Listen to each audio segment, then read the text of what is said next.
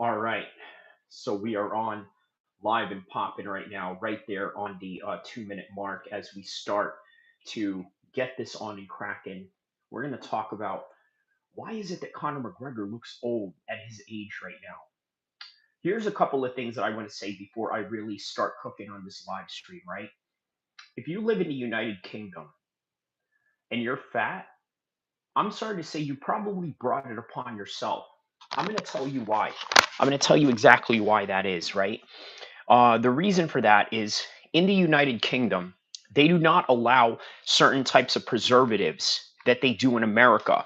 In fact, the type of preservatives that they have here in America, one can argue is sort of the culprit as to why a lot of people are becoming fat or becoming overweight, right? And you ask any nutrition expert around the world, they will literally proclaim this and tell you this, right?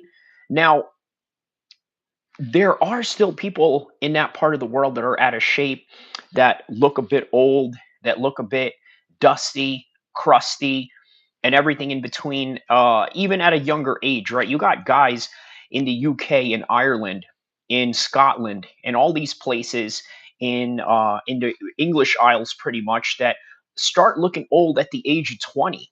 And you got to ask yourself, what is the culprit behind that? Well, what is the common thing that the Irish, the Scottish, the Brits, and all of these guys in that part of the world have in common? Well, they all love them some drink. And when I mean drink, I'm not talking about a good drink of coffee right here, right? By the way, this is an espresso coffee I made on my own with my own coffee pod, and also creamer that I bought from Trader Joe's, right? So, sort of consists of brown sugar and this and that. So, I mean, not that kind of drink. We're talking about the kind of drink where you're, you know what I'm talking about, alcohol. Okay. Now, this does not help in any kind of capacity. It's not good. It's not conducive to one's health.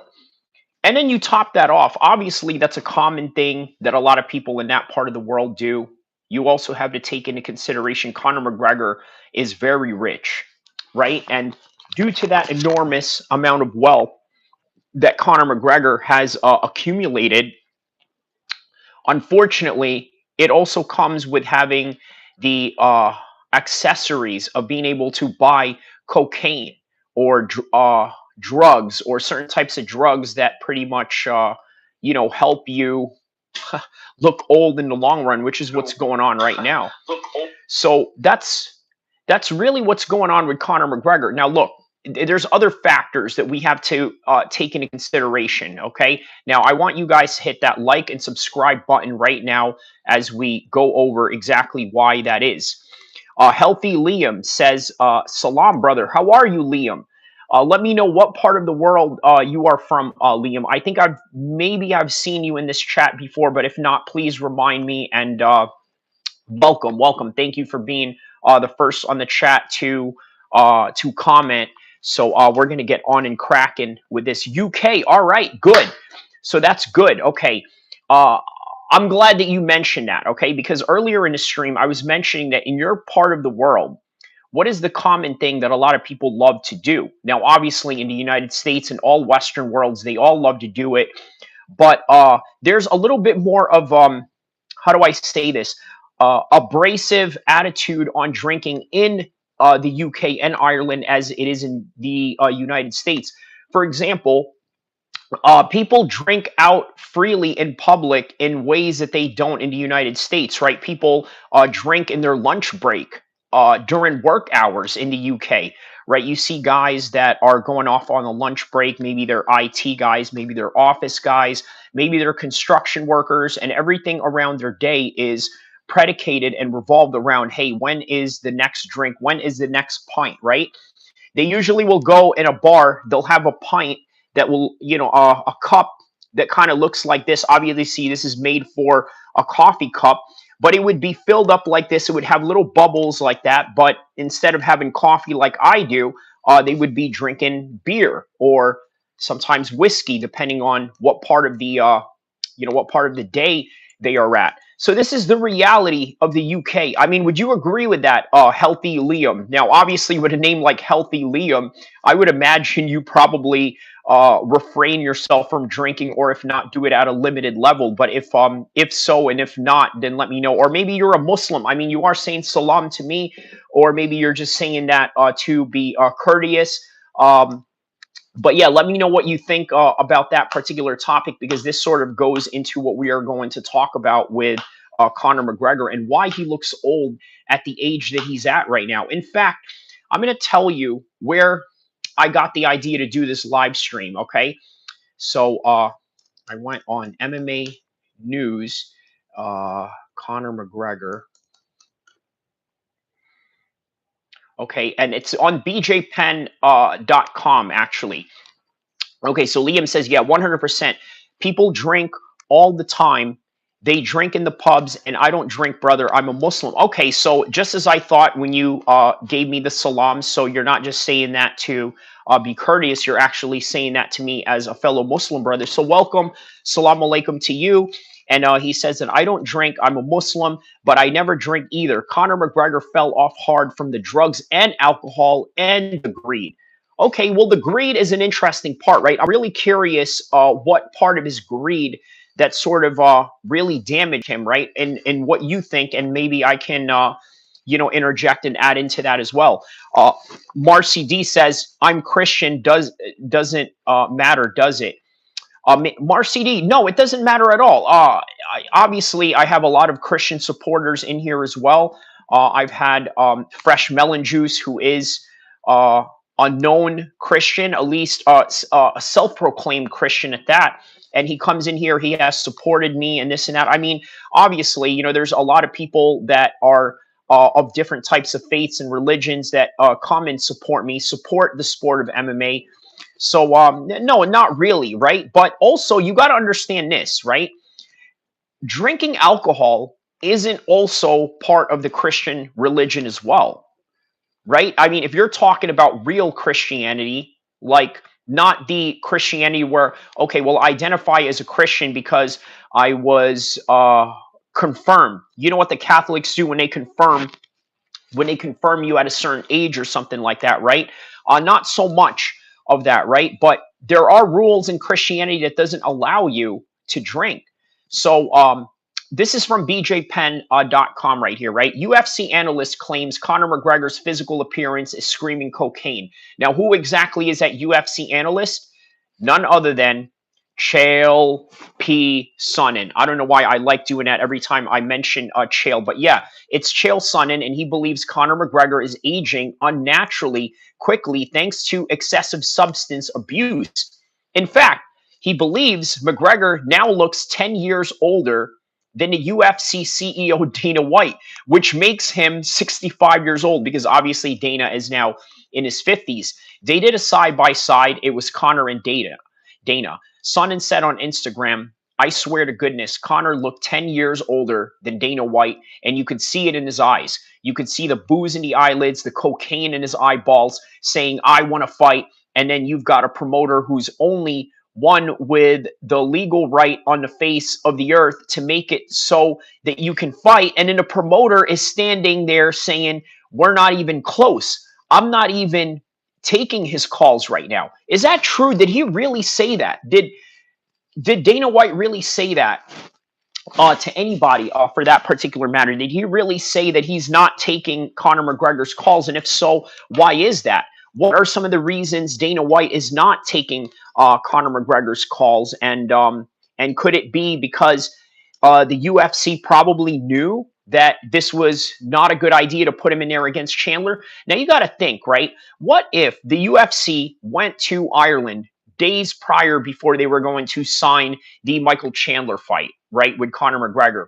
And then they saw Conor McGregor train, and they said to themselves, maybe this is not a good idea.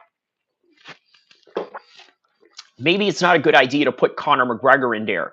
Perhaps it would be very embarrassing to the company, and not only that, maybe detrimental to his legacy. Because remember, I know that the UFC does not care about fighters, whether they win or lose. Yes, that's really the matter of fact of things. They really don't care. What is ultimate and what will always stand a test of time is their symbol, their logo, and the fact that they are a monopoly that has a hold in the game in which they make themselves to be a whole lot bigger than the actual fighters themselves, right? So Conor McGregor is an exception of that. If he was to somehow go in there, get starched in a very horrible manner, it would probably make the UFC not only look bad, but also look very negligent.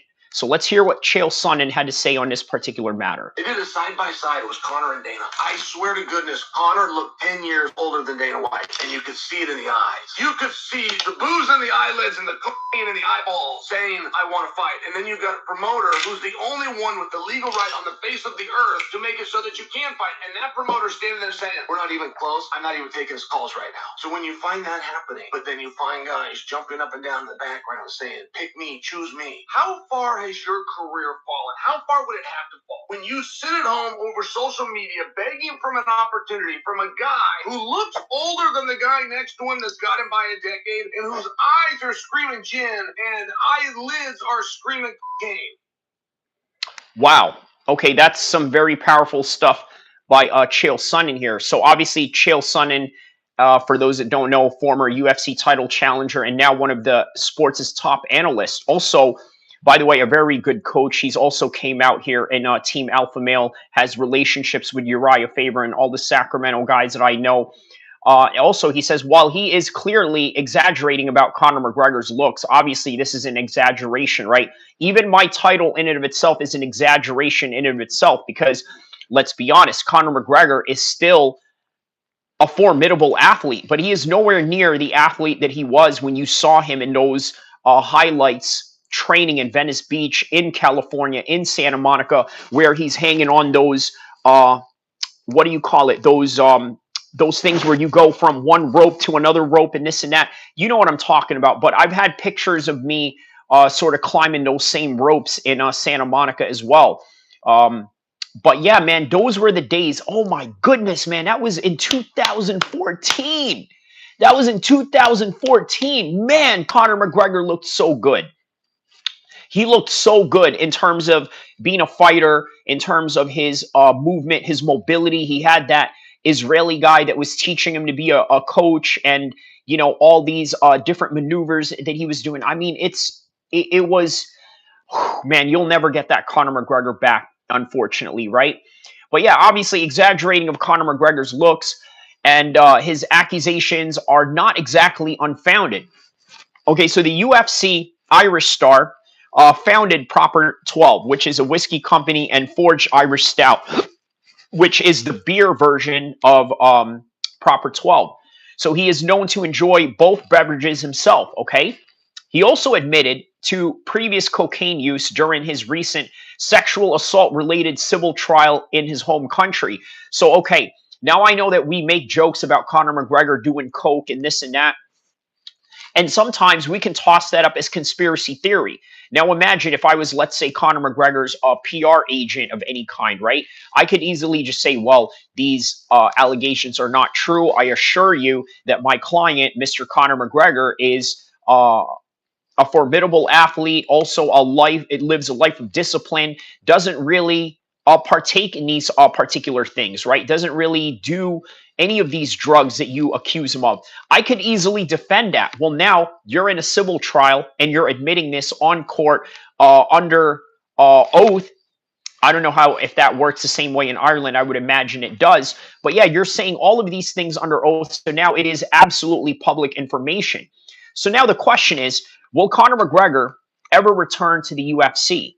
Now, Conor McGregor, a former lightweight and featherweight champion, the biggest star in MMA's history, literally the biggest star in MMA's history, right? However, he has not fought since a pair of stoppage losses to Dustin Poirier, 2021. Now we're in 2025. Can you believe it? We've literally passed 4 years now since Conor McGregor hasn't fought. And prior to that, it was from 2021 and then 2020, and then that was it. And then, yeah, and then prior to that, we didn't see him for 2 years. So 2018 and then 2020, he came back for Donald Cerrone.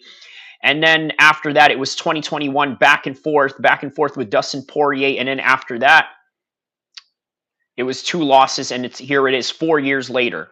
Okay, so he was supposed to fight Michael Chandler last year. However, he pulled out of the fight with a broken toe and hasn't fought since. Now, despite many claims to the contrary. Okay, now Sonnen seemingly doubts that we'll ever see the Irish star fight ever again. Okay, this is Chael Sonnen's assessment. Do I agree with him? I think I agree with him because at this point, you don't really see any marks or any possibilities that any of this could happen for him. Okay, now, even as other fighters continue to call him out, it's not going to happen. So he says, and I quote, so when you find that happening, but then you find guys jumping up and down in the background saying, pick me, choose me, how far has your career really fallen? Okay, you are the biggest star in MMA. All these other guys are begging to be picked, begging to be put on. Meanwhile, it is Dana White, the owners, the executive branch of the UFC, TKO, and all of these companies that are affiliated with that particular sponsorship asking you to fight, but now they don't want to do it because you just don't look ready. And I think that is the assessment that they don't really want to say out loud. Now, Sonnen continued, how far would you have fallen? When you sit at home over social media begging for an opportunity from a guy who looks older than the next guy next to him, which is Dana White that he's talking about, that got him by a decade, whose eyes are screaming gin and eyelids are screaming cocaine.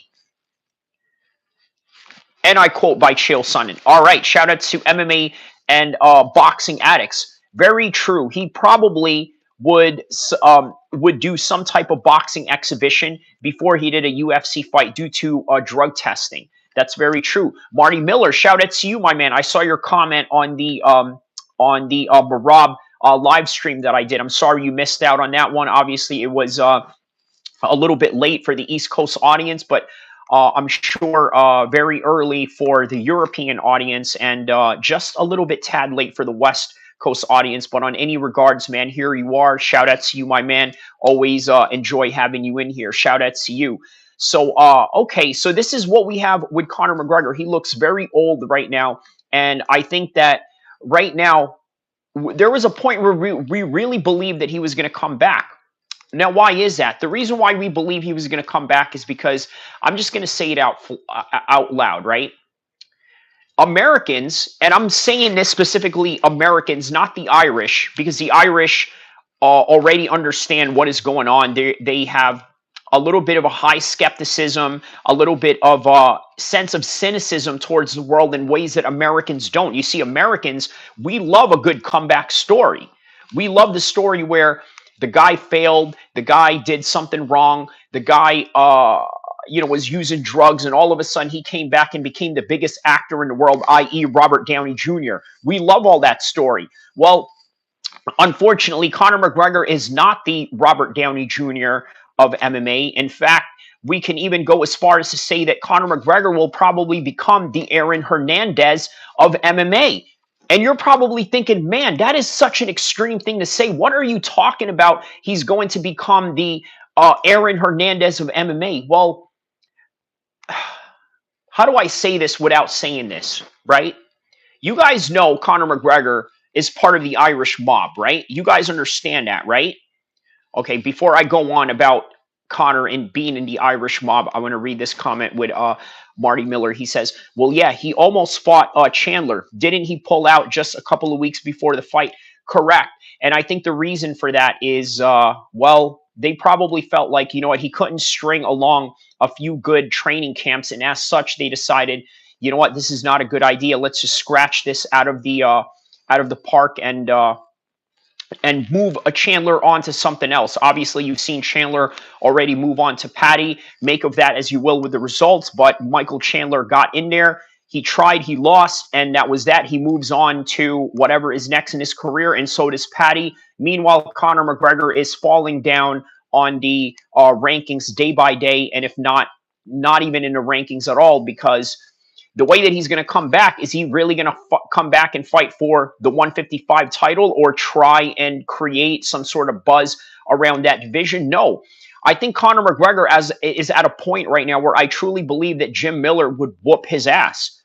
And you're probably thinking, Jim Miller? Yeah, man, Jim Miller. Because here's the thing. Jim Miller has been in all these fights consistently, right? Let's take a look at Jim Miller's record for a second, just so you guys understand what I'm talking about, right?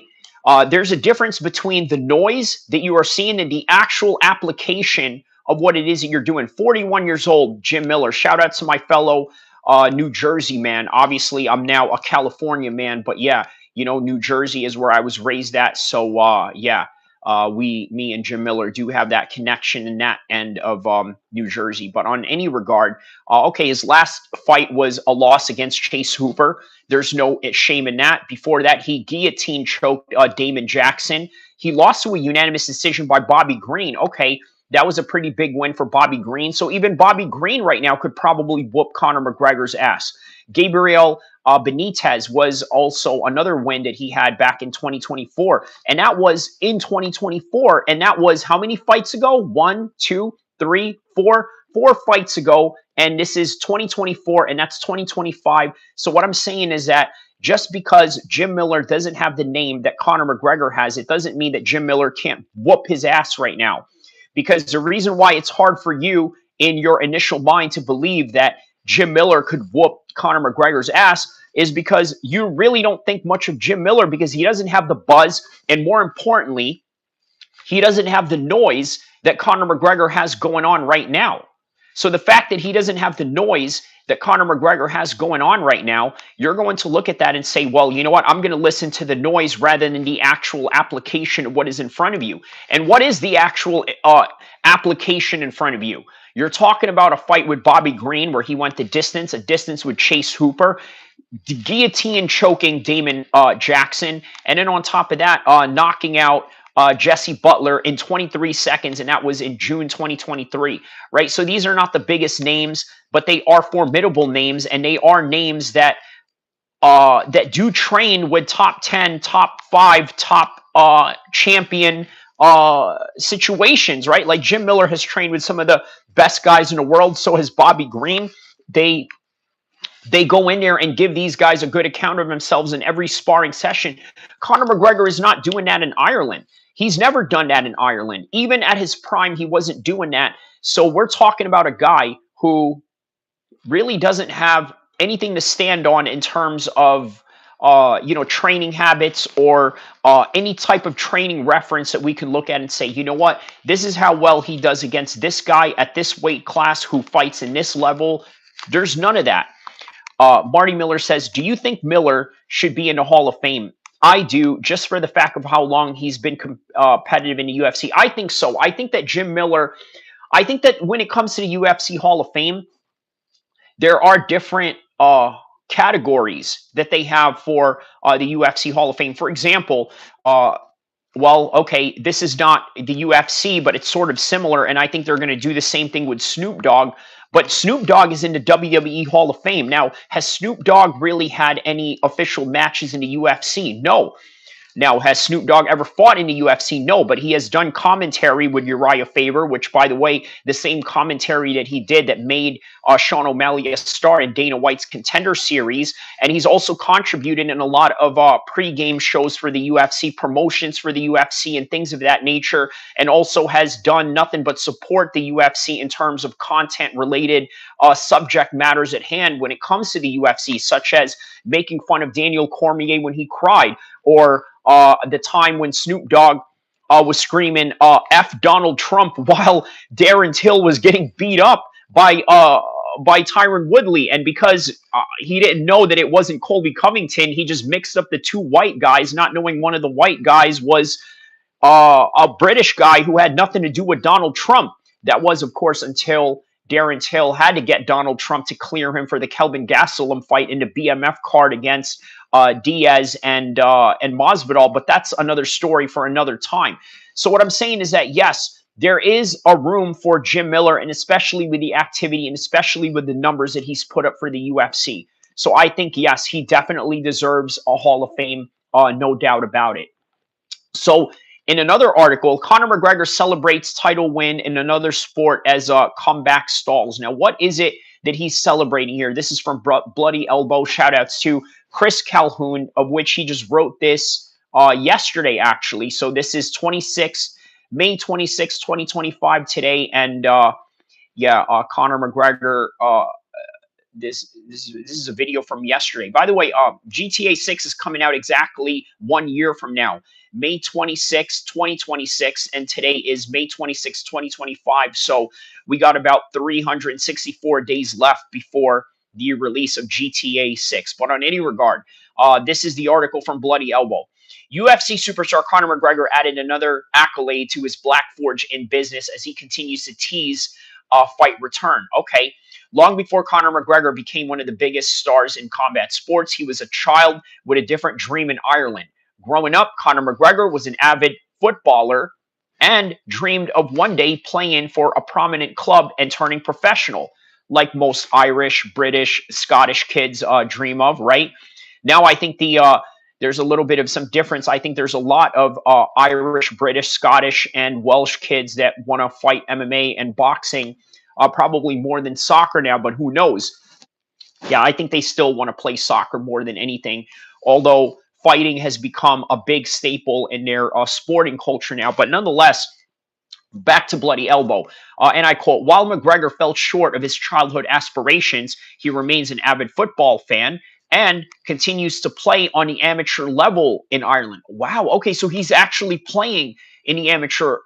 Okay, that's very interesting. McGregor's play for the Black Forge FC has kept him physically active while he continues to flip-flop on potential return to fighting. Okay, so I didn't know that. So I guess him and Khabib have something a little bit in common here, right? You know, a little bit of a football culture they have going on here. McGregor and Black Forge FC picked up a massive championship win in the United Churches Football League this weekend. Okay, so there's a championship right there by McGregor. Conor McGregor fulfills childhood dream with a title win for Black Forge FC admits from a hiatus from MMA. Now, McGregor has profited from several of his prominent business outside of fighting, one of which is his Black Forge Inn pub, which he continues to attract high patron volumes, featuring Proper 12 whiskey brand. And McGregor has helped establish Black Forge FC in the UCFL Premier League, and the amateur club enjoyed great success this season. Now, on Friday, McGregor and Black Forge FC defeated Mountain View CFC 4-3 to win the Premier League division title. All right. Well, congrats on McGregor on that one. After the title win, it didn't take long for McGregor to bask the accomplishments of the team. Now, in a recent X post, McGregor shared footage of him celebrating with Black Forge FC club after their championship win. Now, Black Forge FC UCFL Premier Division champions McGregor posted on Sunday. So, all right. So, Conor McGregor in serious talks to buy OnlyFans platform. Okay, now this is really interesting. If there isn't enough degeneracy that goes into the life of Conor McGregor, he literally has to go in here and create even more degeneracy by buying, I guess, OnlyFans, right? By buying OnlyFans. I was going to say Black Forge in, but he already owns that. But nonetheless, yeah, man. Now, how strange is that, right? Okay, so let's take a look at what this article is going to say for this particular matter at hand right here. Okay, so McGregor in serious talks to buy OnlyFans. What do you guys think about that, huh? What do you guys think about Conor McGregor going in there to buy OnlyFans? Now, is this a good choice for him to do? Is this just, you know, a business venture that he's trying to get into? And what is he looking to accomplish out of this? But on any regard, yeah, let us get into this particular article right now. Okay. So McGregor remains busy away from the cage as he continues to tease a potential return to the octagon. But McGregor's previous targeted comeback has stalled in recent months since he withdrew from UFC's 303 due to a toe injury. Okay, now in quotation marks for me, not by the article, but from me, a toe injury. Now, McGregor was supposed to headline 303 against Michael Chandler. The matchup wasn't immediately rebooked upon his recovery. McGregor has briefly linked to a boxing match with Logan Paul earlier this year before the UFC squashed negotiations as the former two-division champions remain under the contracts of their contract with the promotion. In the meantime, McGregor claimed he's in serious negotiations to purchase, dun dun dun dun dun, OnlyFans, after the platform was put up for sale earlier this month. Now, OnlyFans has an asking price between 1 billion and 3 billion, but the company is struggling to sell due to the platform's association with pornography for profit. So, of course, here comes Conor McGregor as a Captain Save-A-Ho to come in here and buy up the whole thing. Right, so McGregor hasn't fought MMA since injuring his leg against Dustin Poirier in UFC 264, and he's lost 3 of his last 4 fights in the UFC overall, with the last win coming from Donald Cerrone in January 2020. All right, so that is Conor McGregor in a nutshell. Okay, so what is this? Michael Bisping endorses former rival Vitor Belfort's Hall of Fame induction despite labeling him a massive cheater. Okay, all right, let's read this one. This is interesting right here. This is a new article, by the way. I know it's a little offside topic, but I think I've had questions about Vitor Belfort and Michael Bisping before in this particular regard. So, UFC Hall of Famer Michael Bisping will soon be joined in a wing by one of his fiercest rivals. Michael Bisping and Vitor Belfort's career will always be linked after their 2013 showdown in Sao Paulo. At the UFC 315 earlier this month, the UFC announced Belfort's addition to the promotion's 2025 Hall of Fame class. He will be inducted during International Fight Week next month. Very interesting. Belfort knocked out Bisping with a head kick in Sao Paulo showdown, and Bisping blames Belfort for the vision issues he's had since their clash. Now, Bisping suffered a detached retina in the Vitor Belfort fight, which led to strabismus, a condition in which the eyes aren't properly aligned. Obviously, you see that with Michael Bisping. Belfort was under testosterone replacement therapy, also known as TRT, during this fight, with Bisping adding to a veil of controversy as a result. Years after their clash, Bisping remains adamant Belfort cheated throughout his combat sports career in an attempt to garner an unfair advantage. But despite that, he endorses his Hall of Fame induction nonetheless. So, all right, so that is that right there. Okay, so what else do we have about Conor McGregor in this light? Before we get into more about Conor McGregor, right? Let's talk about Jon Jones, right? Because there's a petition that people were putting out for Jon Jones to be stripped of his Undisputed Championship. So let's read and take a look at what all that is about. Tom Aspinall trolls Jon Jones with an announcement tease. What is this? I'm fighting for a new belt. I thought Conor was going into politics. Marty Miller. Do you listen? It's a great question. I'm not degrading your question in any kind of way, right? But in your heart of hearts, okay, aside from being an MMA fan, you take away the fact that you're an MMA fan, right? Just your basic knowledge of understanding politics. And I know we can go back to 2014 and 15 and say, well, they said this about Donald Trump too. And trust me, I was there to see all of that. A lot of people really did not believe Donald Trump was going to win. But next thing you know, the Mr. Reality TV show billionaire is the president of the United States. No, it's okay. It's okay. I know. I know you're joking, but not speaking to you per se, but for the fans that actually believe this, do we honestly believe that Conor McGregor can win? Now, look, I understand there's Donald Trump. We always want to use Donald Trump as an example, right? Look, man, Donald Trump ran a business. You're going to say, well, Conor McGregor ran a business. Really? Conor McGregor ran a business? Well, what business? Proper 12? You know who owns Proper 12, at least before he sold it? It was none other than the LA sports agent, my fellow Arab American brother, Audi Attar. Shout out to Audi Attar, by the way, right? I actually, let me just say that I know a few people that are within our circles that know who Audi Attar is. So, and that is Conor McGregor's sports agent. He is the guy that ran all of that. If anything, Audi Attar should run for a public office in the United States. You know what I mean? If he chose to, obviously the man loves being a sports agent. He loves being around the NFL, the UFC, the NHL, and Premier League soccer, whatever it is that Audioteer can get into. Uh, but Audioteer running for president would seem a lot more likely than Conor McGregor, because Conor McGregor has never had an office job in his life. That's what I'm trying to get at. Okay, so Marty Miller says, I've heard the people of Ireland aren't big fans of Conor. Correct, correct. I'm gonna pin this comment right here, Marty Miller 65, if you don't mind. This is an important comment to understand right here, right? You know, it's not about what we think as Americans.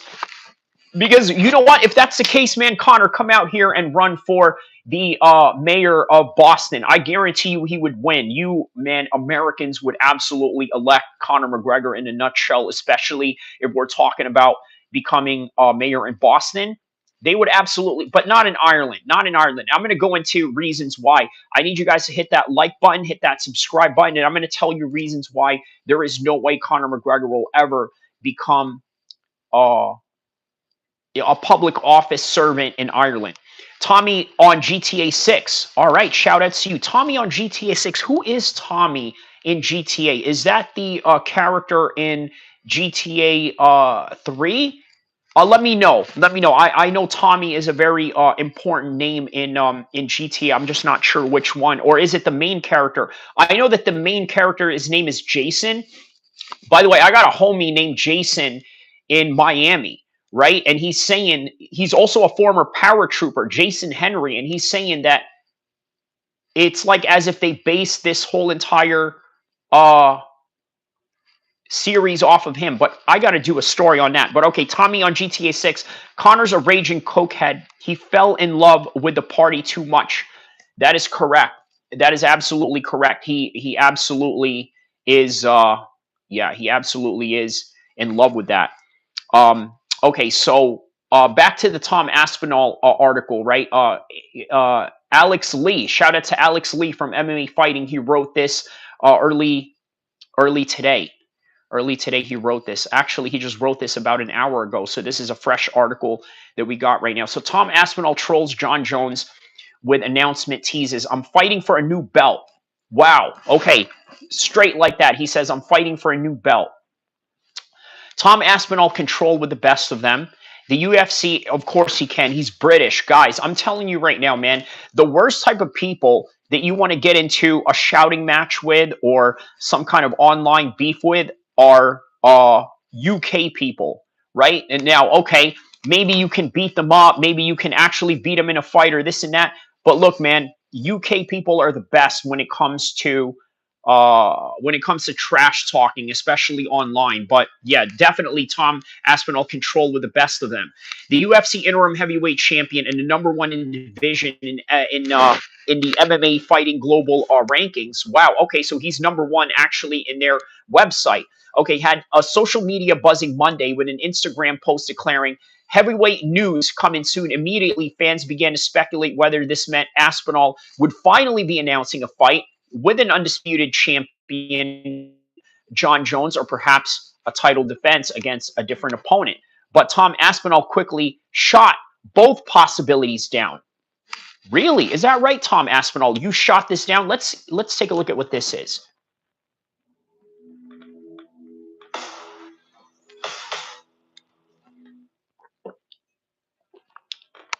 All right. I don't know what the heck that is. I don't know what he's trying to say. It just says heavyweight news coming soon. All right, so replying into his post, Aspinall wrote, UFC announce my fight, guys, not me. UFC announce my fight, guys, not me. Okay, so he's saying to the UFC, hey, guys, you need to announce my fight because I'm not going to do it. He later joked, sorry, guys, I'm fighting for a new belt. Interim of the interim BMF UFC heavyweight title, living my best life. Oh, my goodness, Tom, why would you do us like that, man? Look at this guy. Look at this guy. This is what he's talking about. All right, but on any regard, yeah, funny of you, Tom. Anyways, Aspinall's comment is cheeky, retort, not only so subtly aimed at Jon Jones, Jones recently responded to fans accusing him of avoiding a fight with Aspinall by saying, "I'm living my best, absolute best life. I don't know if it's considered ducking when you're living good. I don't think it works like that." Fans have not only taken kindly to Jones' attitude, but calling for the future UFC Hall of Famer to be stripped of the heavyweight title. But on any regard, yeah, Near Radier fires back at Bo Nichols' critics saying he got fraud checked. Okay, so that's a story for another time. But all right, let's take a look at what Jon Jones had to say about the petition. Jon Jones Trolls viral petition demanding that he be stripped of the title. Let's read what this has to say. Shout out to MMA Weekly, written by none other than Joshua Ryan. Okay, so Jon Jones trolls an ongoing petition from fans to strip him of his UFC heavyweight title. Okay, so fans reached a boiling point waiting for Jon Jones's return to the octagon, deciding to start an online petition in hopes of getting the UFC heavyweight champion stripped of his title. Bones officially became the second reigning heavyweight champion in the company's history last month, despite only making one defense of his gold.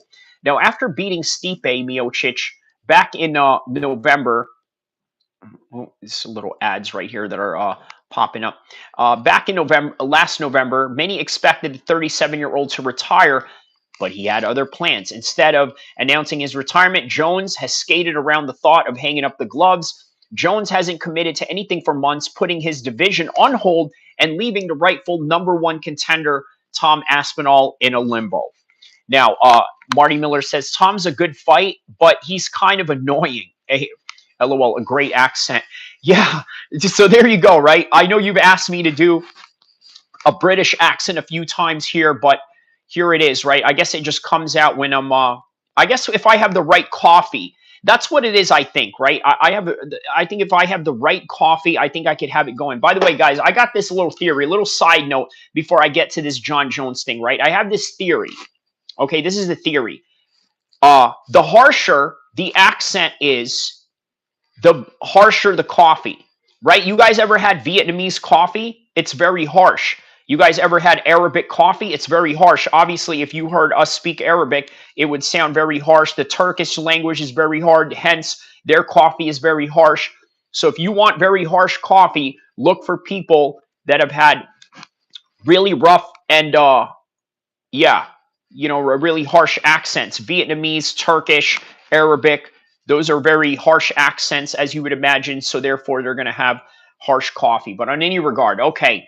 So fans have grown tired of Jon Jones's antics, okay? Sort of like, the black fatigue, as they are saying right now, right? As sort of this racial innuendo that a lot of people are saying right now, right? Started a petition to strip him off of his title, which has collected, up until right now, 60,000 signatures. Now, with uncertainty still clouding his future in the sport, Jon Jones has had the perfect chance to clear some things up once he caught wind of the petition. Now, what did Jon Jones say? Instead, the New Mexico native, or should I say the New Mexican native, right? Because someone on the chat the others said that, well, Jon Jones is Mexican. Well, how do you figure that? Well, he lives in New Mexico. Okay, so let's call him a New Mexican. Okay, so instead, the New Mexican native decided to troll fans. The UFC Hall of Famer gave a 5-word response to the fans to plea him to strip him of his title, equivalents to the equivalent of the picogram. Jones joked on the Instagram in response to the viral petition against him.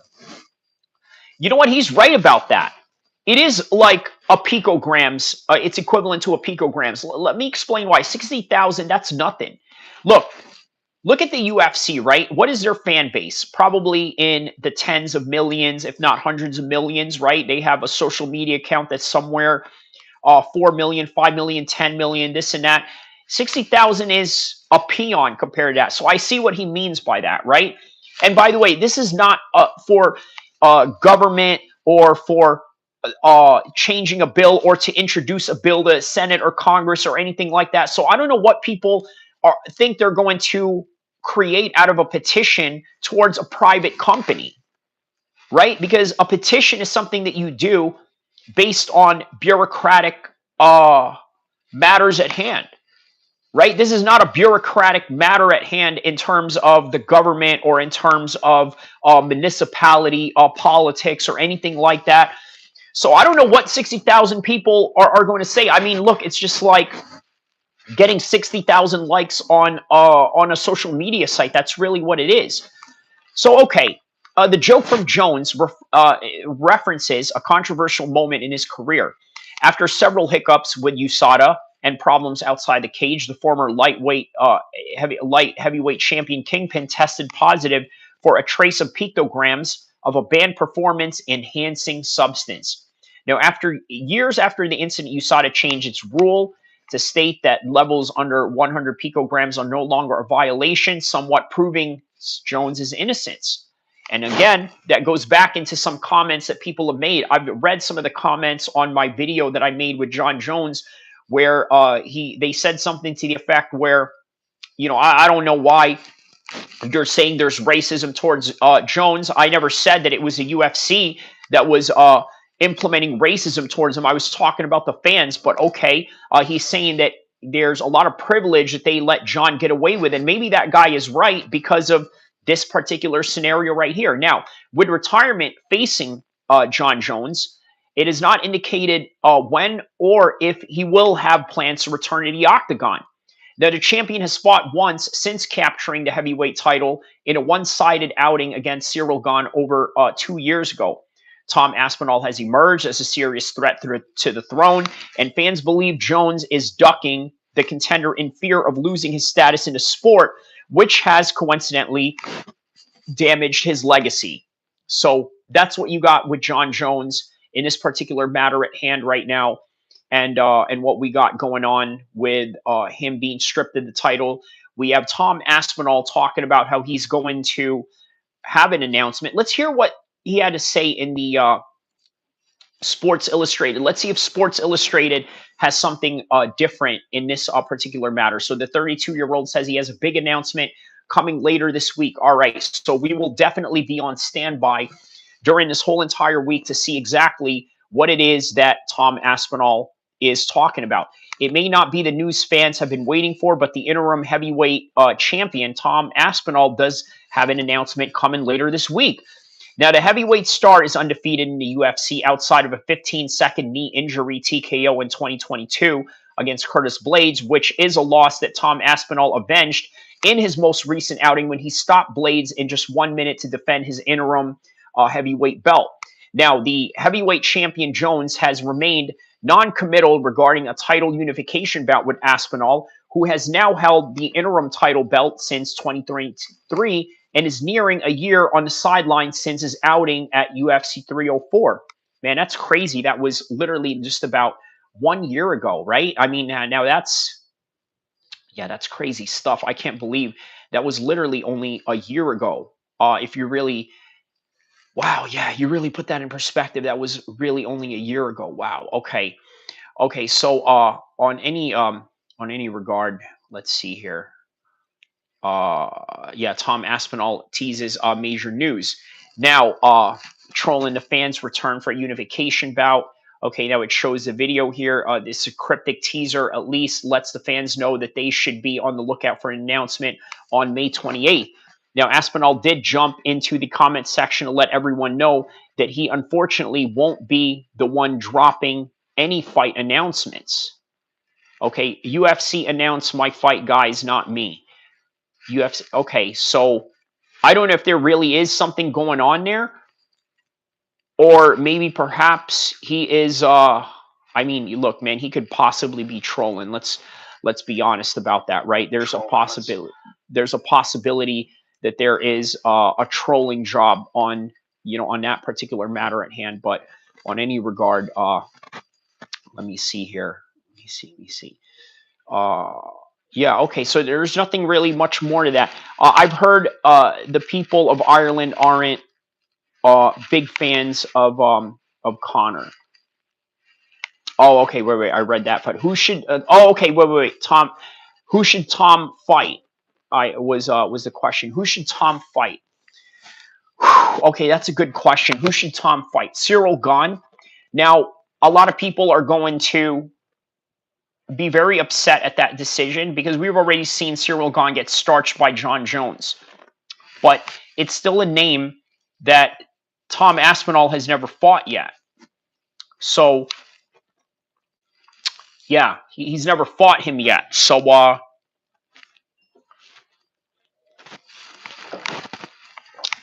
that seems to be the best case scenario, right? There's just not a lot of people in a heavyweight division. Now, Fresh Melon Juice says Almeida. He thinks he should fight Almeida. That's really the only option. Yeah, either Almeida or Cyril Gane, but those guys have lost in some kind of way. Almeida may have a stronger case. Let's take a look at the heavyweight rankings right now, okay, before we go back to Conor McGregor. Heavyweight rankings. UFC. Okay, so this is a Monday. Obviously, this is on a Monday, and it is Memorial Day, so this is probably going to be updated tomorrow. So you have Cyril Gane at number 2, Alexander Volkov at number 3. By the way, I made a video about him complaining about this particular matter. Underneath that is Sergey Pavlovich, and then there's Curtis Blades, who has fought Tom Aspinall twice, and then there's Jailton Almeida. And then underneath that is Sergey Spivak, Marcin Tybura, then Derek Lewis. He's always lurking in there. There's Mick Parkin, Shamil Gaziev, and then Taliesin Teixeira. Weirdly enough, at 14, when he's only, how many fights is he? He didn't have a lot of UFC fights yet, you know, but he's right up there. So for whatever reason. So there's not a lot of options right now. Now, I don't know if you guys seen, there was this training partner of Cyril Gane.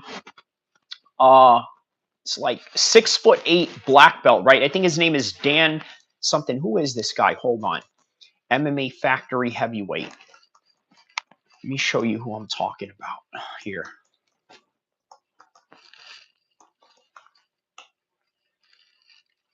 The MMA Factory heavyweight. Who is this guy? Dave Fosting, this guy right here. Let me show you guys who I'm talking about right here.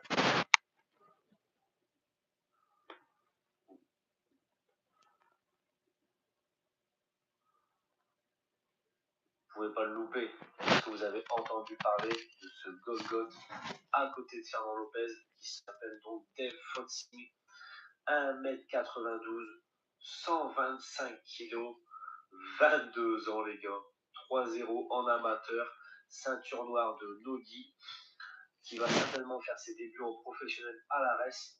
Actuellement, il s'entraîne avec Cyril Gane au MMA Factory, entraîné par Fernand Lopez. Il faut savoir une chose, c'est que son style est principalement lutteur-grappeur, donc c'est parfait pour Cyril d'avoir un gabarit aussi puissant, aussi jeune, aussi imposant. Et franchement, j'ai hâte de voir ce mec. Vous voyez un peu comment il est. 22 ans, dites-vous ça. Plus jeune que moi, le mec est 22 ans, 125 kilos. Vous allez pas dire ce que vous voulez, mais les blacks et les blancs, on n'a pas la même génétique. La plupart, c'est des monstres, sincèrement. Regardez-moi cette ossature. Yo, who is that guy, man? Dave Fosting. Dave Fotsing. 6'7", 275. I mean, he makes Cyril Gane look like a light heavyweight, and he trains. Man, how is it that this gym has all the top heavyweights in France? I didn't even know they made French people that big. Quote unquote French, right? You know what I mean? He's a unit. That's what I'm saying, man. Who is? Bro, listen. Get this guy right now, man. Get him in the UFC right now. Get him to knock out Spivak right now, right? Fight Spivak tomorrow in the next fight night. Get him on the plane in Vegas and Spivak, fight him, knock him out, get him a ranking, and then we'll figure out what we do with him in a couple of months. That's it, right? That's what I think needs to happen. Now, who agrees with me on that? They need to put this guy in there. Otherwise, sign Francis Ngannou right back. That's what needs to happen. You know what? This is what I think needs to happen. How about this, right? You know, the PFL is close to closing out their contract with Francis Ngannou, right? This is what they need to do. And this is going to sound sinister. I need you guys to hit that like button right now. I'm going to tell you what the UFC needs to do with Francis Ngannou. I completely agree with both takes. That's what I'm saying, right? Get this guy, get him to fight one of these heavyweights in the top rankings right now. He's going to knock them out easily right now because this is heavyweight, right? Let's just be honest. It doesn't really take a lot of technicality to fight in a heavyweight division, but it does take a lot of talent and attributes. And judging by this guy, he has a lot of talent attribute. Oh, and then I mentioned he's a black belt in BJJ. So that means that off top, he already has better, for sure, he already has better ground game than Francis when Francis had started, and it probably will only get better from there, especially if, let's say, he starts training with American wrestlers or maybe even some Dagestani wrestlers. He does train with Imavov. Imavov does live in France, and there is a chance for that to happen. So, yeah, he does have that in his corner, and he is he is a student of none other than Fernand Lopez, right? I had an interaction with Fernand Lopez the first time Cyril Gane came into the scene, right? I wrote something to the effect where, man, this guy, Cyril Gane, he looks like Anthony Joshua's dad had an affair with a French woman. And then, Fernand Lopez laughed at my comment. He thought that was so funny that I said that, right? He probably had to show all of his teammates in France, hey, look what this crazy Arab American from California said about you. He said that, you look like Anthony Joshua's dad had an affair with a French woman, and probably translating it to them in France or in French or whatever. Who gave him a black belt? We have to check that moment. We have to check that moment. You're talking about Dave Boat Singh of getting a black belt. Well, you know what? I mean, that's not that impossible. Okay, he's 22 years old. The guy is 22 years old, right? It's not impossible if he did grow up in France to have been doing BJJ in France since he was 12 years old, because I would imagine that in order to get a black belt, you would have to train jiu-jitsu for 10 years. I think it's 10 years minimum to really get a black belt. So he's 22 now, and he's probably been doing jiu-jitsu since 12. So it's not that far-fetched. It's an Islam quote. It's an Islam quote. Okay. It's an Islam quote. Who gave him a black belt? We have to check that moment. Okay, that's what you mean. Okay. Yeah. So Islam does question some people who do get black belts. Okay, that's what you meant. I understand what you mean now. Okay. I gotcha. But I mean, yeah, this guy, yeah, he definitely has some good qualities about him. Let's see. Let's see if there's any fights of Dave Foatsing, right? Because yeah, I've been seeing this guy on the internet for a couple of days now, and I never really thought much of it. It was like, all right, you know what? Another heavyweight, whatever. You know what I mean? He's 2-0 right now, 22 years old, 2-0. First fight was against an 0-0 guy. Was that an 0-0 guy? Was he an 0-0 guy? Yeah. No. He was 1-1. This guy when he fought him, Kevin Scholler. Okay, so he second round armbar. Second fight that he had by decision against Job Tuwani. Who is this Job Tuwani guy? He was a 1-0 guy out of Belgium. Tuwani. This sounds like a Samoan name of some sort, right? But yeah. Okay. So he's in very early on heavyweight. So very early on in the heavyweight divisions that he's fought in. What was the MMA Expo Antwerp fight? Okay, so these aren't really big organizations either. Wait, these are amateur bouts. So not only that, this guy is only an amateur, man. That's what I'm saying, right? Okay, so there's not really much going on with this guy right now. He is just an amateur. So yeah, man, get him a pro fight straight away, man. Just get his first fight in the UFC. Look, that's how desperate the UFC is right now, right? Well, at least that's how desperate we are as fans to see new blood in the UFC. We need to see new blood in the UFC, and we're just not getting that right now, right? That's just the only. Yeah, and then there's Martin Boudet, who's all the way down in top 15.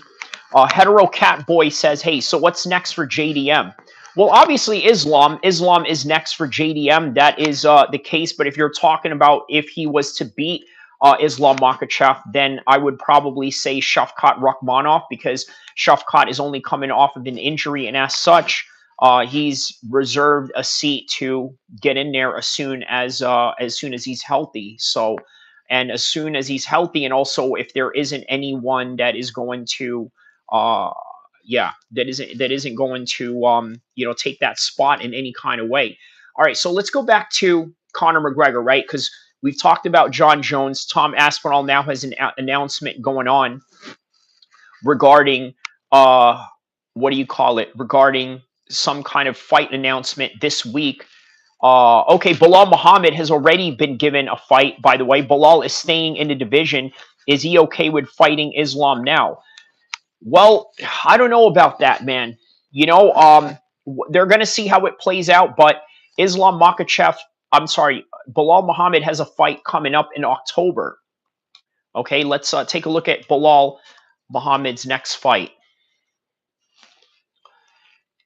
Bilal Muhammad's next fight I saw no, it's not Jack Della Maddalena.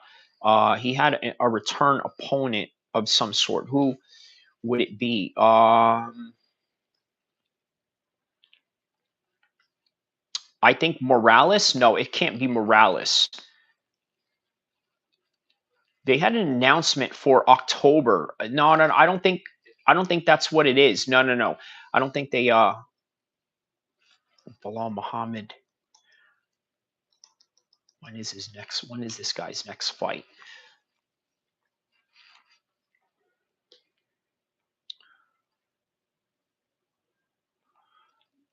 Okay, his next fight.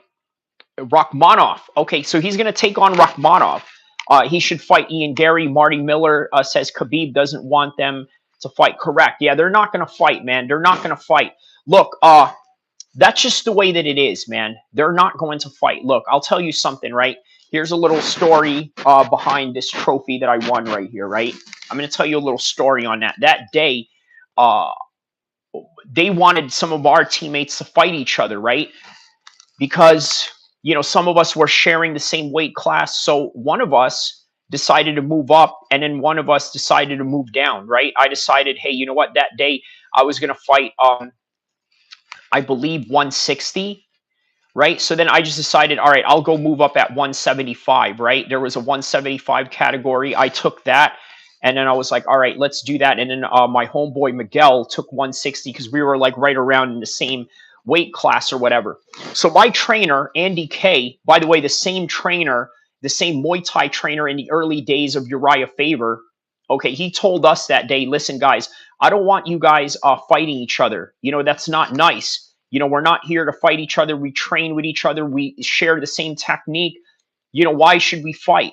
Right? There's a lot of gyms out there that share this ideology, right? And obviously, that's also included in the Team Eagles ethos, right? They're not going to fight each other, man. They're just not. Look, Bilal Muhammad, the reason why he was champion in the first place was because of Khabib and Islam, right? That is the reason why he is there. So why is he going to fight so high up only to fight the guys that got him there? Corey Dismook says, hey, how you doing, my man? Shout out to you. Welcome to the party, my man. So, yeah, they're not going to fight each other. But you know what? He will fight Rakhmonov, which is strange in and of itself, too. I'm going to be honest with you, right? I never liked that fight with Bilal and Shavkat in the first place. I'm going to tell you why, right? It's a religious reason, right? I mean, go figure, right? Is it biased of me to say that I don't want two Muslims to fight? No. But I don't think Islam, Khabib, or any of those guys, I don't think they have a rule where they're not going to fight other Muslims. I mean, they have fought other Muslims because they had to fight other Muslims in order to get out of their region and fight into the region that they're at. Maybe even Bilal Muhammad. Well, I mean, it's a little bit different when you live in the United States and you have options of sort of steering away from guys like that. But yeah, on the world stage, you are going to fight a Muslim.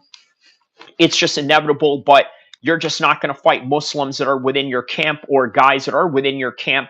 And that's sort of the reason why, yeah, you're not going to see Bilal Muhammad fight Islam Makhachev. Now, if Bilal continues to win in that particular division, okay, and then Islam is on top, I could see a scenario where Islam just says, you know what, I'm just going to retire right here and let these guys fight for the title, right? Meaning that Bilal Muhammad will probably win the title one more time, lose it again, and maybe become a three-time champion and win it back again, you know, with the same trajectory that is going on after the fact, right? But that's as far as it goes. I don't think that they're going to fight each other in any circumstances at all.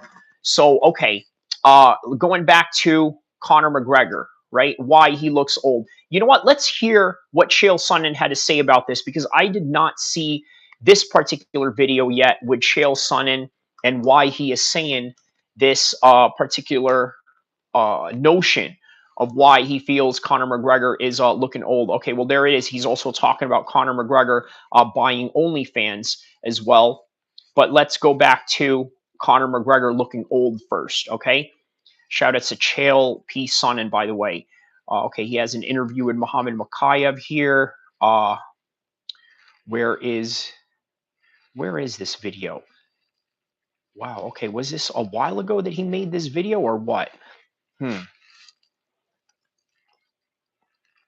Looks old. Okay, 9 days ago. So this was made 9 days ago. Okay, let's hear what Chael Sonnen had to say here.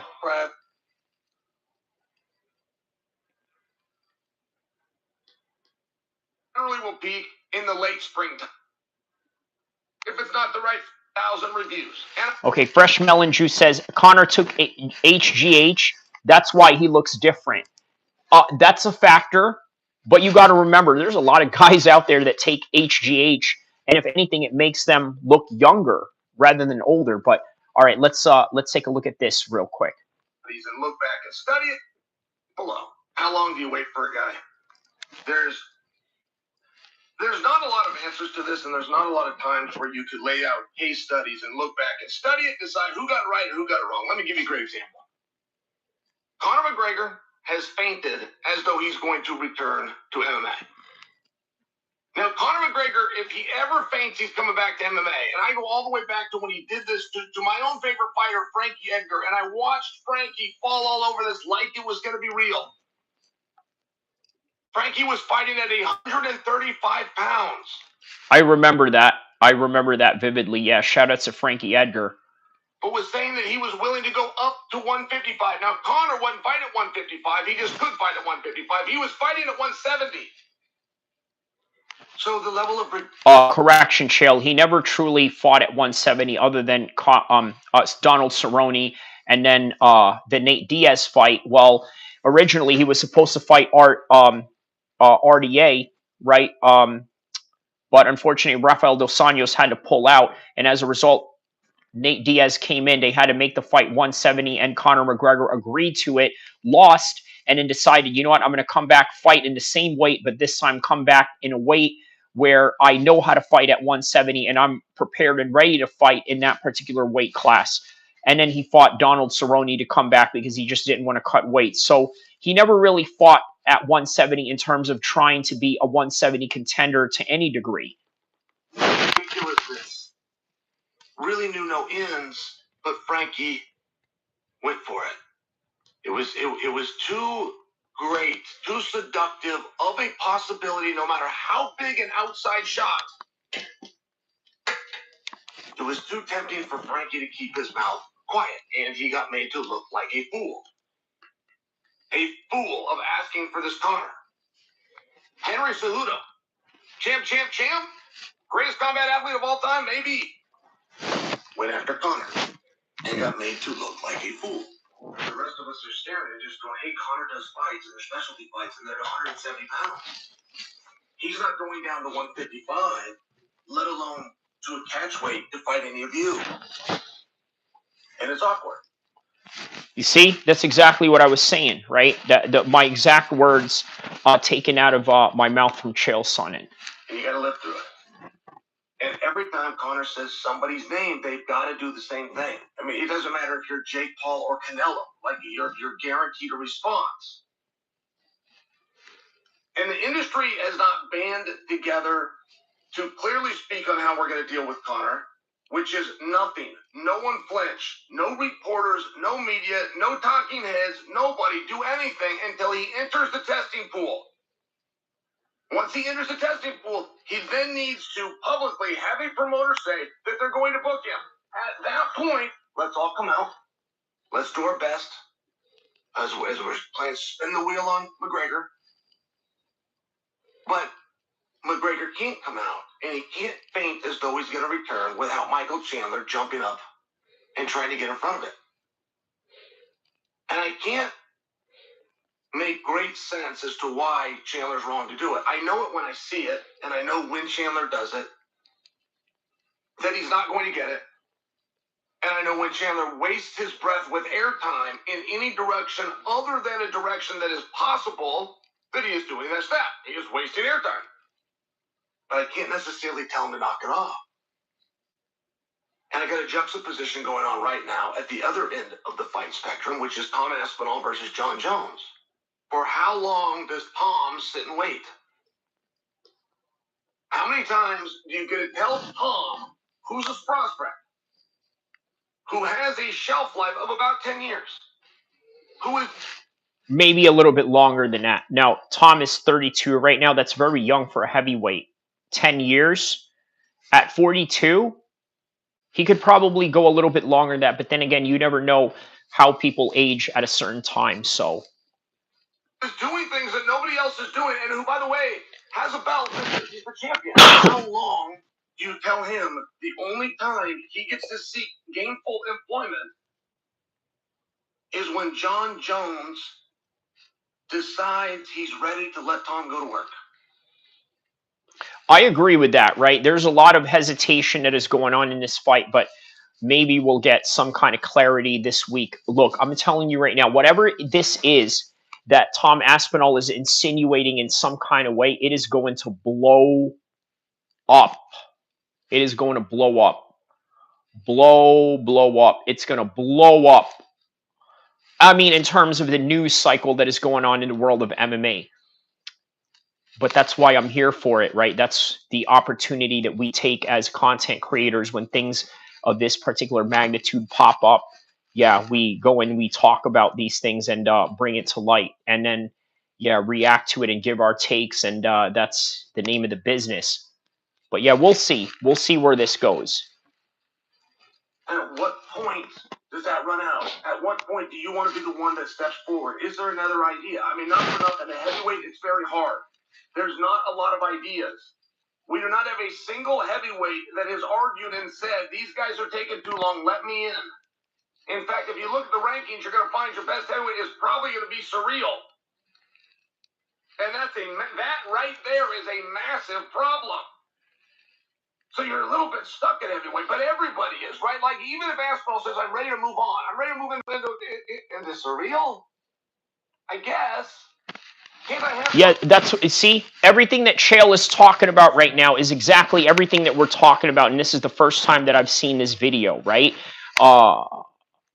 Yeah, man, it's really unfortunate that this is really all that is left right now, but this is the weakest that the heavyweight division has experienced right now, so.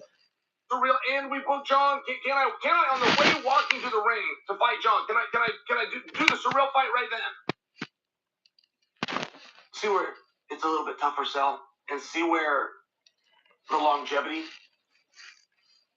that is Tom waiting on Jon. Do you see where that starts to grow? And when there's less and less manipulation that can be done to make it change. But it's not true at 155, 165, or 178, or 171, or whatever weight class McGregor fights at. Like, whatever weight class we agreed to make up on the spot to appease Conor McGregor that affects no titles and no rankings, and that nobody's asking to see, but we all know that we stop what we're doing and come and see it. Yeah, that's true. Look, even if Ciryl Gane was to be the one to fight, we would still stop and go see the fight, at least as hardcore fans.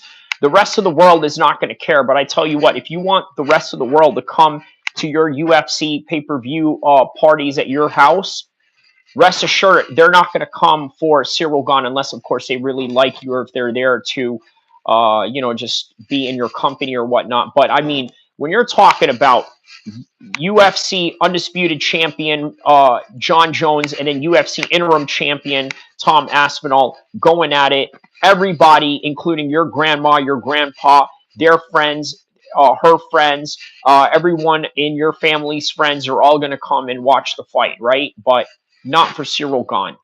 But for if you're a hardcore, you're going to want to see it.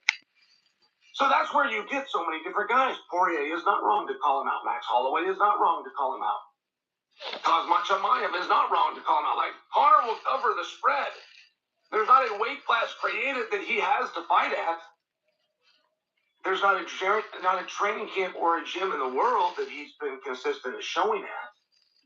They did a side-by-side. It was Conor and Dana. I saw this article came out. Side-by-side. Conor, some quote by Conor, and Dana. Some quote by Dana. I took my glasses on. This is right here where he started noticing, you know what, man, Conor looks old, man. He looks like an old dude. I put my glasses on. I swear to goodness, Conor looked 10 years older than Dana White. I mean, I remember seeing this photo of this fighter that I used to look forward to. Old, and you could see it in the eyes. Like you could see the booze in the eyelids and the cocaine in the eyeballs staring at you on a page saying, I want to fight. And then you've got a promoter who's the only one with the legal right on the face of the earth to make it so that you can fight. And that promoter standing there saying, we're not even close. I'm not even taking his calls right now. So when you find that happening, but then you find guys jumping up and down in the background saying, pick me, choose me. At what point in your life, how far has your career fallen? How far would it have to fall? When you sit at home over social media begging from an opportunity from a guy who looks older than the guy next to him that's got him by a decade and whose eyes are screaming gin and eyelids are screaming cocaine. Like how far do you have to slide in life to where you're begging that guy to give you a thing that you want?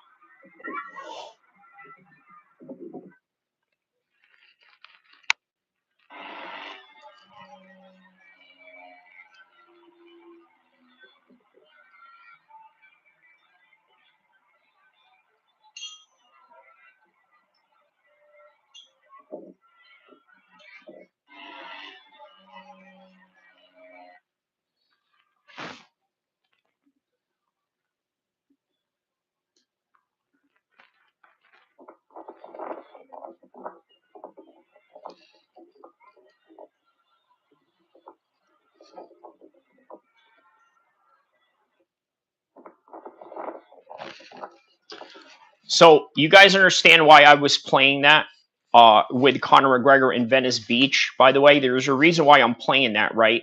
For one, I love Santa Monica, right? I've got a few videos where I'm out in Santa Monica and out in Venice Beach and all of that, right? I've been in that same beach, by the way, as Conor McGregor, right? Very same similar beach that Conor McGregor was at, right? And when I was at that beach, believe it or not, right, out of all the famous American stars that have been there in that beach when Tupac was doing that interview in MTV where he was doing that walk interview, right, with I believe some interview presenter, right? It was a very iconic, right? There it is, right there. That's me in, I believe this was last year, right? That's me right there climbing the ropes. See that? Right there. See? So, where is that guy? Where is that guy? Right? This is not the same guy anymore. This is not the same Conor McGregor that we've seen in the past, unfortunately. So as a result of that, you know, we're dealing with a completely different Conor McGregor right now. He says, that's awesome, man. Thank you, my man. You know, so yeah, man, you know, it's a very different yeah, it's a very different thing. Oh, okay, let me show you guys something, right? I commented on this commercial for Empire's Mafia Drug Tycoon, right? I want to show you guys this. See this guy right here? Who does he look like? What MMA fighter does this guy look like? I want you guys to tell me right now, right in the comment section below. First guy to write this on a comment section below. Let me know who you think this guy looks like. A UFC fighter. You guys know? Write on the comment section below who this guy looks like. Does anyone know who this guy looks like as a UFC fighter? UFC related, UFC fighter, who does he look like? Let me know in the comment section below. I'm blanking. Okay, well, let's, this is what I wrote, okay? Well, I didn't write this, but this is what this man wrote right here, okay? And then I responded to it. He wrote, "Why is Jon Jones a drug lord?" So this is what I wrote in response to that. Who else is perfect for that role? When he tries the product, he won't look out of place. And then Jean Paul Ruiz says, "I'm dying, bro. I needed to read this after work." There it is, right? So that's what I'm saying, man. Yeah, this is no longer the same Conor McGregor anymore, unfortunately. You know what I mean? Yeah, it's man, I'm telling you, man, man, as somebody who loves Khabib, I honestly miss that version of Conor McGregor. I miss the Conor McGregor, the Venice Beach Conor McGregor, as I like to call it. That's what it is. He is the Venice Beach Conor McGregor that we all love and that we all missed. And unfortunately, we're not going to see that guy for a long time. But yeah, man, Conor McGregor unfortunately has ruined his career in terms of the fight world. But everything that he's done, he's already accomplished, okay? I'm going to look up this video of what Conor said he wanted to do after his retirement, okay? 2014, Conor McGregor talks post-fight career.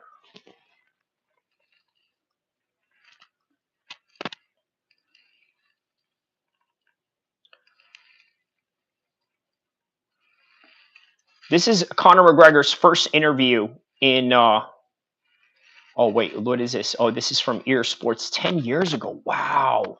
Ear Sports, that is crazy. That is crazy. This was 10 years. Okay, right here. Get in, get out. Right here. This is what I'm talking about. This is why this right here is going to explain everything about Conor McGregor and his choices right now, okay? What I'm about to play to you is going to explain everything. I'm going to get rich fast, and then I'm going to get out. So people can say whatever they want about what way I've gone about things. The way I've gone about it has worked. And I'm in the business of securing my own future, my family's future, and that's it. That's what I'm in it for. That the fight game doesn't last long. Competitive fighting doesn't last long. Learning martial arts and training is for life, because that's medication to me. So I will do that forever. But as far as the fight game, I'm in it to get all the money, all the belts, and then I'm gone. I will never stay in there longer than I should. I'm a smart man. I'm smarter than I look. I will not stay in the fight. It's a dangerous business. Get in, get rich, get out. This is prize fighting. I'm in it to get rich fast, and then I'm in it to get out. So people can say whatever they want about what way I've gone about things. The way I've gone about it has worked.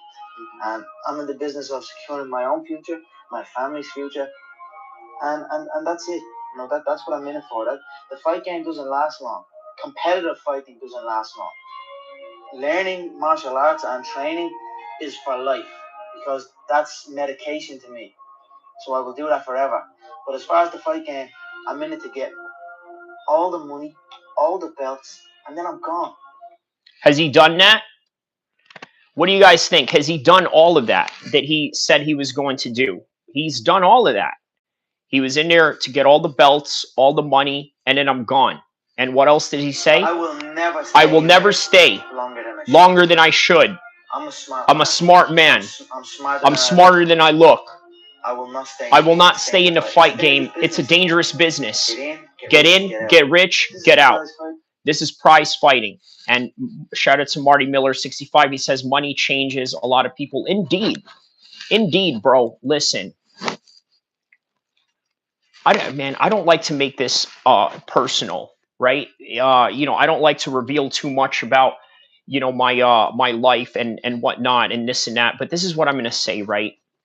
There was a period of my life where, I mean, like most college students, right? You're broke. You don't have a lot of money. You don't really have anything going on. There's no job prospect for you or anything like that. And if you've been to college before and then after college, you've seen a different life after that, you know what I'm talking about.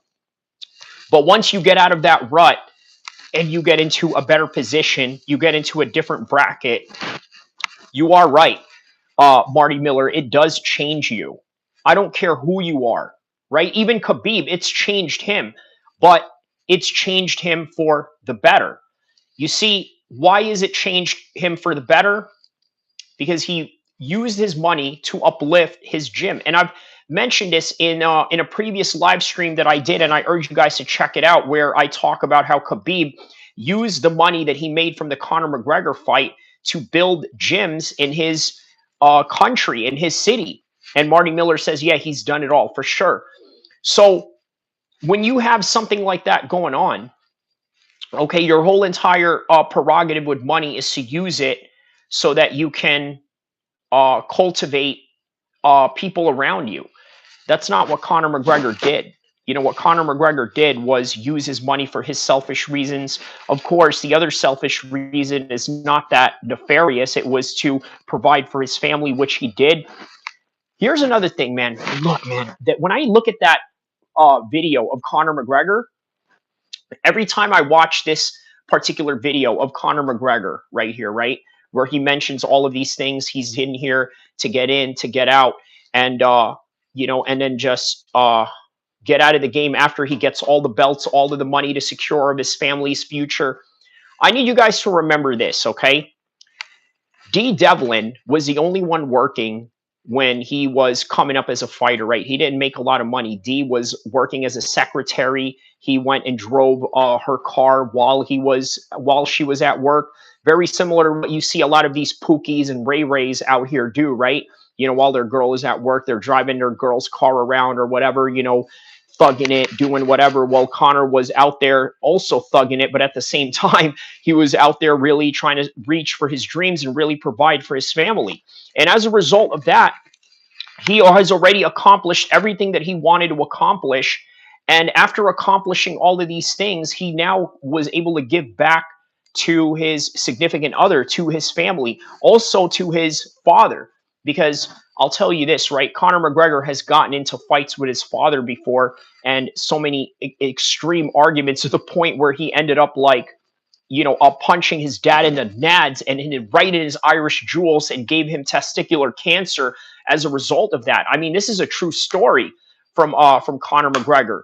But on any regard, when I look at that video and I look at Conor McGregor in that situation, you know what I think to myself? You ever met a homie that used to have it all together, used to have all the world in his hands, right? Used to have everything going right for him, and then they just fall off for whatever reason. Now all of a sudden, that same homie, he's not that same guy anymore, right? He's no longer that same guy. He became a shell of his old self. When you see something like that, you think to yourself, man, I love the man that he was, but I don't love the man that he is now. And I think a lot of people are like that with Conor McGregor. Okay, one thing I wanted to say before I go, right? I was going to tell you guys why I don't think Conor McGregor is going to win any public office in Ireland. Because I'm going to leave it off with this, right? Why Conor McGregor is never going to win public office in Ireland. The Irish, the modern Irish, I'm not talking about the Irish from the IRA. I'm not talking about hardcore Irish white nationalists. I'm not talking about, you know, Irish conservatives or Irish Catholics that are conservatives, or Irish Protestants that are conservatives that support Northern Ireland in the British Empire. I'm literally talking about the Irish right now that is in government, and also that is part of the media conglomerate that controls that country's whole entire image, right? They are liberal, they are woke, and even Conor McGregor at some point had a woke mentality, right? This is the man who supported gay marriages in Ireland. So you got to think how progressive Conor McGregor was back in the days. This is how the Irish have always been. This is how they always have been for the past couple of decades. And as a result of that, Conor McGregor will never win the hearts of the Irish ever again. Now, what he captured during that time when he was training in Venice Beach, when he was out there, training with his guys, with Ido Portillo, that Israeli guy that was his movement coach, when John Kavanagh was really at the top of his game, being, a world level coach to Conor McGregor and many other fighters in SBG Ireland. All of that was a magical moment, but it's a magical moment that only belongs in that era of 2014 and 15. And then after that, that's it, right? If you remember the days when Conor McGregor used to wear those snapback, baseball caps, right? Which was very popular with the hipsters back in 2014. This is no longer that Conor McGregor anymore. But what remains the same is that the Irish have always been, for the past couple of decades, liberal. And not only that, they have this liberal, but yet also working class mentality, and also a high elite, upper middle class mentality where they look down on anybody that is working class or people that are of a certain, tax demographic. So what I'm trying to say is that those types of people will never elect Conor McGregor ever in their lives. So I'm going to read off one comment, and then I'm going to go, and then I'm going to shout out everybody. So Marty Miller says, it's hard to wake up at 5 a.m. to run when you're sleeping in silk sheets when you've already done it all. And that is from the words of none other than the marvelous Marvin Hagler. Rest in peace to him. And shout out to Marty Miller for that comment. Marty Miller, Fresh Melon Juice, Corey Dismock, Hetero Catboy, shout out to you. I saw you earlier in the musical MMA live stream. Good times, always, a good times with musical MMA when he goes out there and does his thing. I mean, very brilliant, right? He's also an MMA content creator, but also does something very different. But yeah, what else? Fresh Melon Juice. Tommy on GTA 6, shout outs to him. Marcy D, shout out to him. And Healthy Liam, shout out to you guys. Everybody around the world, thank you for tapping in once again on this epic live stream that we had just completed. Also, guys, check out the new videos I have going on right now. I got some hot videos going on right now.